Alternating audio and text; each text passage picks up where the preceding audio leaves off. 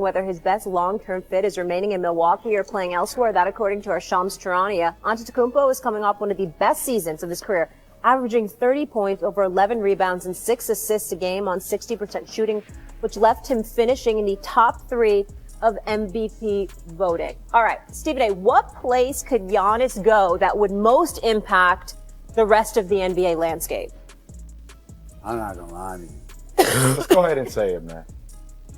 It might be San Antonio. It might be San Antonio. If I'm being honest. Really? You talking about Giannis with Wembanyama, with De'Aaron Fox? I know Chris Paul ain't gonna leave. You know what I'm saying? If that kind of scenario presents itself, if I can't imagine you would be able to keep your Rookie of the Year in Castle, but who knows? Based on the assets that they have available, I'm imagining they'll have to give up something. You know, I'm not going to say bless you this time. The point is, okay, there we go. So the point that I'm trying to make to you is that Wembanyama with Giannis and De'Aaron Fox, and you still got CP3 and his veteran leadership on a roster, I can't ignore that. Houston, I get you knocking on the door. I get it. You'd have to give up something if you were Phoenix. Everybody in Phoenix ain't got nothing to give up at this moment in time. OKC would be the number 2 on the list because of the assets that they have. You keep Shea, you keep Jalen Williams. You understand? You keep one of the preferably the off guard. You keep Jalen Williams. You keep Shea, of course, and you put Giannis with those brothers. Man, I listen. I like Chet Holmgren a lot. I'd give up him and Hartenstein for Giannis. You understand what I'm saying? I mean, this is what we're talking about here. So OKC would be number 2 on the list, but the idea of pairing Giannis with Wembanyama, Lord have mercy. I don't know who's going to score in the interior. Who's going to be that team? I don't know. Most impact the NBA. So does this have to be in the realm of we think it's going to happen because they have assets? No. Or in the realm of just fantasizing about what's the scenario. How do you not say the New York Knicks? God. How do you not say the team that it feels like they are that piece away? Now, granted, who they have with it will matter. I'm thinking about what they would have to give up to get it. Right, but because they don't have the assets. The thought of being in Eastern Conference with the pieces here, understanding where the Boston Celtics may be headed towards, understanding Indiana and how they play. Mm-hmm. Jalen Brunson and Giannis together with some shooters and some 3-and-D people here in New York City. I'm shocked that you did not say New York. I am shocked. Because of the assets they would have to give up and the fact that they don't have draft capital. That's why. That's the only reason. Okay. Yeah, I think San Antonio as well. I've thought for 2 years somebody is going to get out in front and say that they want to be Victor Wembanyama's teammate. It ended up being De'Aaron Fox. He got there first. And guys, when you look at trades, I know that it is not as much fun, but you now have to consider the aprons.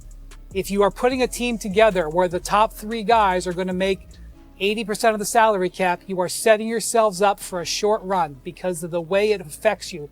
Second apron is hell. Maybe you can stay in it for a year or 2. You get it longer than that, you're just asking for all kinds of trouble.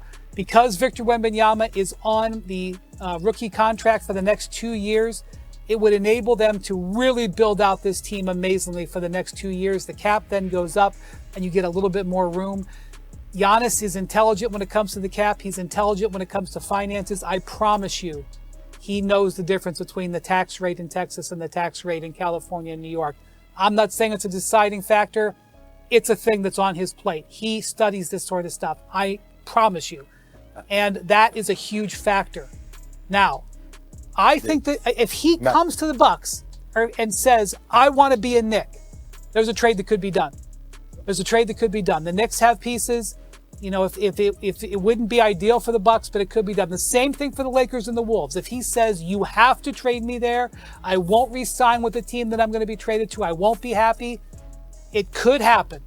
But if Giannis is looking and thinking about the second apron and thinking about where he could win potentially for the next 3 to 5 years, San Antonio is an incredibly compelling case. The balancing out of a great shot blocking shooter in Wembanyama and a great defender who doesn't shoot in Giannis would take so much pressure off him. It just makes sense across the board. will say that he's absolutely right. I mean, he definitely taxes. he's prudent. Prudent. I mean, the taxes in Florida compared to the taxes in New York or LA is something you cannot. Well, thank you, Stephen A, for clarifying. Home residency. I wasn't aware. Where do the 76ers guys fall in all of this summer? Nowhere. Nowhere. 76ers have a big night tonight, Molly. This is a big day for the 76ers. I know that it's been easy to forget about them. Mm-hmm. Guys, do you know what's on the 76ers plate tonight? Cooper Flag. They've got a 40% chance of getting into that top four, and a 10.5% chance of getting Cooper Flag. That's amazing. That's enough to get out of bed with a pep in your step, thinking this is going to be amazing because you've got Maxey, you've got Embiid. He had surgery. Maybe he comes back. You've got Paul George. There's a 36% chance they don't get their pick at all. Zero, no pick. Goodbye. See you later.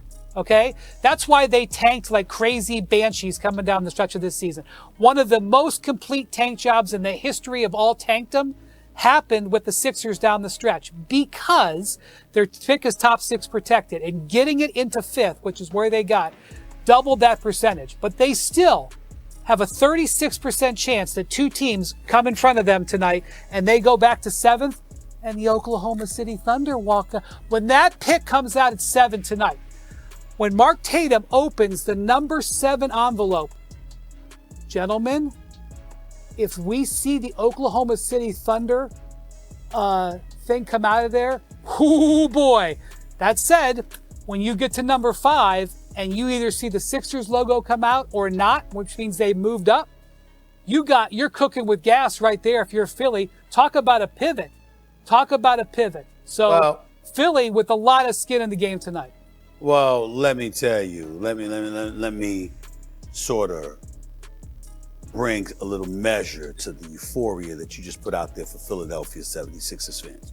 Essentially, what you just admitted, which we all knew, is that the 76ers, led by Daryl Morey, engaged in the quote-unquote process. Trusting it? The process. You understand what I'm saying? In other words, tanking games, tanking a season essentially, and what have you. And we see how that worked out for them. Ben Simmons was supposed to be a star.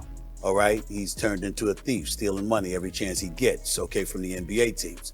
We got a good look at a guy like Joel Embiid, had no business participating in the Olympic competition last year, okay, because his health was questionable, and sure enough, he's been hurt all year long, and they can't seem to remedy his ailments, okay? So I would be careful about being euphoric if I'm the Philadelphia 76ers. Certainly you want a Cooper Flag. You definitely want to be in those sweepstakes. You want to get a top 3 pick. You want to get the number 1 overall pick, of course.